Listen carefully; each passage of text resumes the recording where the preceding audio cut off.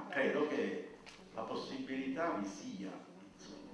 Ma poi anche su queste cose torneremo continuamente, perché qui, al di là delle cose che vi andiamo dicendo, noi ci preoccupiamo che anche queste cose qui possano essere, diciamo, riproposte in forma efficace a seconda delle situazioni scolastiche nelle vostre scuole.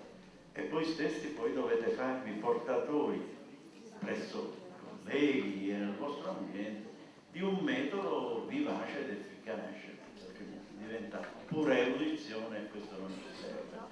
Mi dispiace, avevamo previsto un dibattito. Allora, facciamo una cosa. Il prossimo venerdì cominciamo proprio con, ecco, così magari dai vostri appunti tirate fuori qualcosa e cominciamo con una discussione su qualcuna delle questioni emerse.